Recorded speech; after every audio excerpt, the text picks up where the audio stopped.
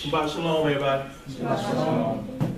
Okay, today's scriptures that we're going to be going over Israel Exodus and how it takes place. You know, there's been a teaching out there and understanding that we're supposed to return to the land. But as we go into the scriptures, we're going to see how we are to return to the land. And you know, there's a school of thought that we're supposed to come out of Babylon and flee from Babylon on our own. But we're going to examine the scripture and see what they say. First scripture we will be dealing with, we're going to deal with Ecclesiastes 1 and 9.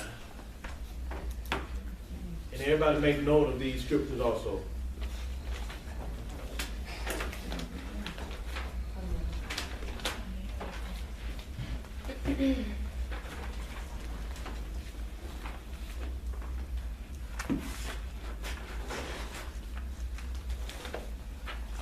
Say hallelujah when you have it. Hallelujah. Ecclesiastes 1 and 9. While we're reading that, we're going to well, I'll wait on the next scripture. Well, that's for Elder Mouche.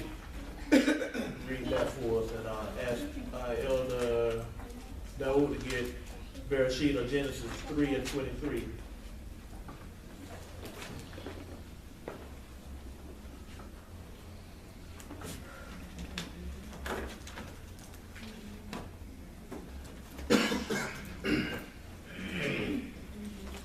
Go ahead, El. All right. Ecclesiastes chapter 1, verse 9. The thing that has been, it is that which shall be. And that which is done is that which shall be done. And there is no new thing under the sun. Okay, read that again out. The thing that has been, it is that which shall be. The thing that has been, it is that what? Which shall be. Which shall be in the future. Go ahead. And that which is done, That which is done is that which shall be done. is that which shall be done. And there is no new thing under the sun. There is no new thing under the sun. So what is the Most High saying right there? Explain it to me, El. In this particular verse, he's saying that everything is basically just on a cycle, a repeat. Exactly. Everything in the scripture, nothing changes. Everything that happened in the past, as far as Israel is concerned, creation is concerned, all these things recycle. They happened already and they shall recycle and take place again. Okay, let's go to Bereshit or Genesis 3 and 23. Bereshit, chapter 3, verse 23. Therefore, the Most High sent him forth from the Garden of Eden to till the ground from whence he was taken. Yeah. Keep going. Is that all the 23? Yeah, so Okay, then. 24. So he drove out the man. Yeah, go ahead. So he drove out the man, verse 24. So he drove out the man, and he placed at the east of the Garden of Eden cherubims, and a flaming sword, which turned every way to keep the way of the tree of life. Okay. Now, what we must focus on, he says, there's nothing new under the sun. That which has been shall be. Okay then. Now the reason we're going back to the garden is because Adam and Kaaba was the first man and woman. And when we examine our story dealing with Israel, you have to parallel it to the garden. Matter of fact, get YAHUAH, get Isaiah 46 and 10 for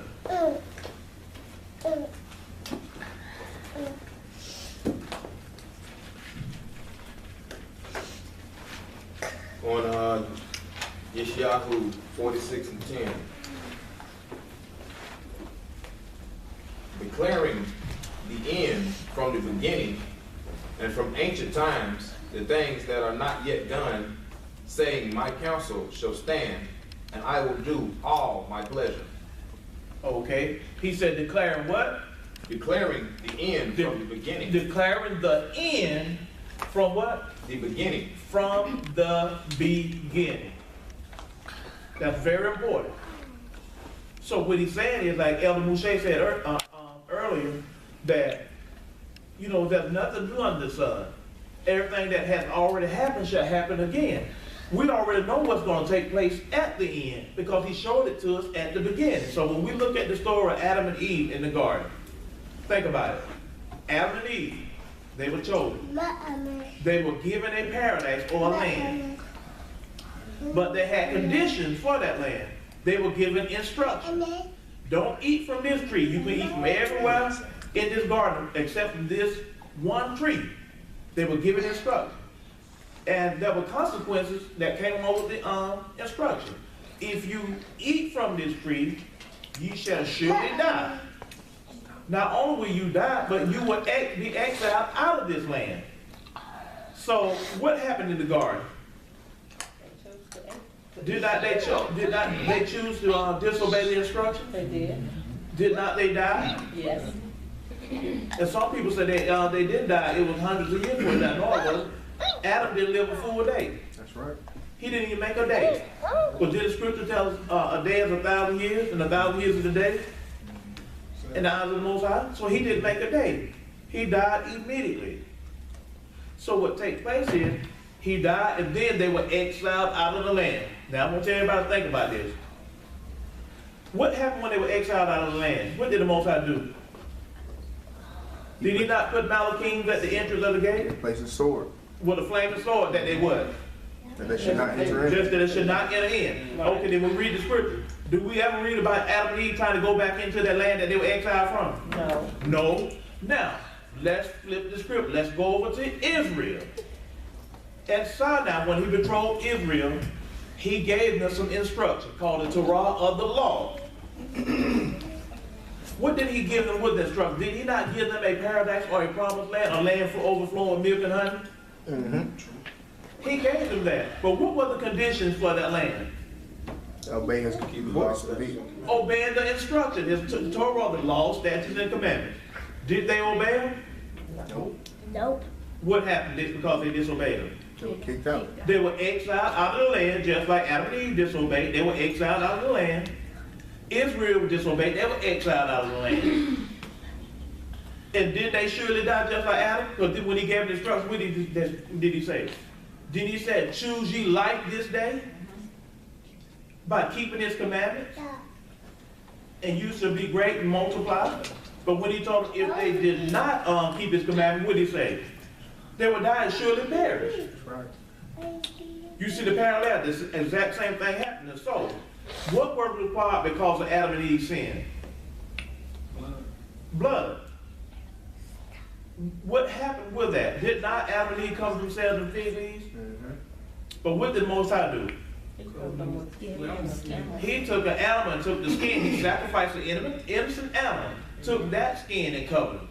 He atoned for their sins in that garden. So what happened to Israel when they disobeyed? It got put out of the land. They was cast out and the innocent had to be slain. And what an innocent had to be slain, right? Mm-hmm. What would that innocent had to be slain and they had to be covered with? The blood The blood of what? of the lamb. Of the lamb, of Mashiach. But the law was a schoolmaster to us, so they actually had a physical lamb down through the years until that time came for Mashiach to come make the sacrifice. So you see the exact same thing happen with Adam and Eve. The exact same thing happened with who? Yashra'al, Israel. So he said, there's nothing new under the sun. He said, in order to understand the what? End, go back to the beginning. Now, let's go to Deuteronomy, the 30th chapter. Skip verse 7.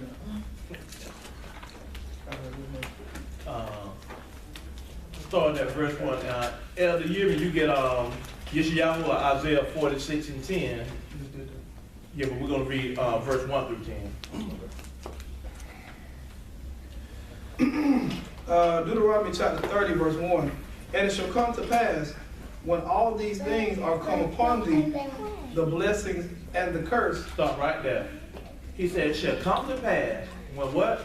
all all these things have overcome thee, when all of these things have overcome thee, the blessing and the curse, the blessing and the curse, which I have set before thee. which I have set before thee. Stop right there. Jump back 2 chapters, Ellie, and get Deuteronomy 28:1 and 28:15. Deuteronomy chapter 28, verse 1. And it shall come to pass, if thou shalt hearken diligently unto the voice of the sovereign thy Elohim, to observe and to do all his commandments which I command thee this day, that the sovereign thy Elohim will set thee on high above all nations of the earth. Keep going. And all these blessings, And all these what? blessings All these blessings shall come on thee and overtake thee. shall come on thee and overtake thee. Is So that's the blessing. When you read verse 2 all the way down through 14, that's a list of all the blessings. Deuteronomy 28:2 through verse 14. Now, when you get to verse 15, read that out to you. verse 15. But if it shall come to pass, if thou wilt not hearken unto the voice of the sovereign thy Elohim, to observe and to do all his commandments and his statutes which I command thee this day, then all these curses shall come upon thee and overtake thee. Okay, then all of these curses. Now go back to Deuteronomy 30. Start at that first verse. Read it again.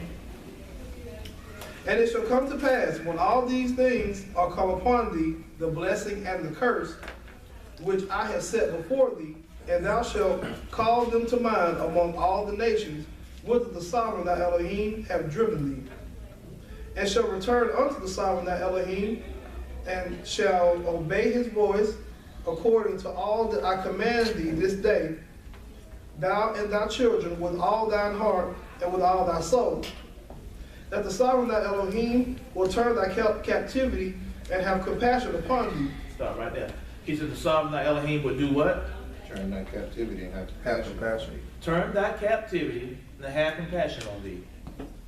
Okay. If he said he's going to turn our captivity, what does that mean? We have to be in captivity. We have to be in captivity. And the problem with Israel is, we have assimilated and become as the nation so we done forgot we're in captivity. You notice he said, I'm going to turn your captivity, and continue reading on. That's why these folk need to be here, because I need to see, we might have to go with this again. I need them to hear this.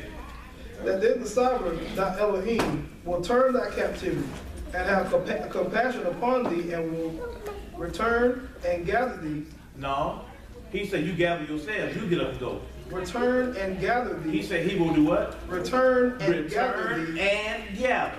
He said he will return and gather. Go ahead. from all the nations, He said he's going to gather you from where? all the nations, All the nations. whether the sovereign thy Elohim has scattered thee. Stop right there. Will the sovereign thy Elohim has scattered thee? Don't you know the Most High scattered you in America for a reason? It's meant for you to stay in America where he scattered you, because he's going to esteem you where? In America. In America where he is scattered. He said, I'm going to esteem you before the eyes of the Gentiles. You don't have to run back to Israel, because guess what? He scattered some there too, and they're meant to be there. He never meant for you to up and run. And furthermore, you don't decide when your captivity, your punishment is over. He placed the sentence on you. He decides when it's over. And you have to stay there and deal with the sentence until he releases you. Keep reading on. Verse 5. And the sovereign will bring thee into the land which thy fathers possessed, and thou shalt possess it. You shall bring yourself into the land. The sovereign will bring thee into the land which thy fathers possessed, No, he said you shall bring yourself into the land. and the sovereign thy Elohim will bring thee into the land which thy fathers possessed, and thou shalt possess it. And he will do thee good and multiply thee above thy fathers. And the sovereign thy Elohim will circumcise thy heart and the heart of thy seed, to love the sovereign thy Elohim with all thine heart and with all thy soul, that thou mayest live. And the sovereign thy Elohim will put all these curses upon thine enemies, and put on them that hate thee, which persecuted thee. And thou shalt return and obey the voice of the sovereign thy Elohim to do all his commandments which I command thee this day. That's good, right there. So who is going to be doing the delivery? YAHUAH. Who's going to be doing the gathering? YAHUAH. Yahuwah, the Most High. He has to do it. But what did he say? Where would we be when he do this? Where he has scattered. Where he has scattered us. Not where you done up and migrated to. No, and that's where he has scattered you. He didn't scatter you in the land. He scattered you here. And this is where he's going to deliver you from. He has to do this. But what should we be doing until that day comes? Rehearse and get ready. How we do that? We start preparing our hearts and turning our hearts back to him. Thank you. What? Following the laws and doing them as best as we can with the law. We have to be fully instructed. That's our whole purpose of being delivered and taken to the wilderness. It will be there that we will be instructed. Okay. Let's go to, let's see something.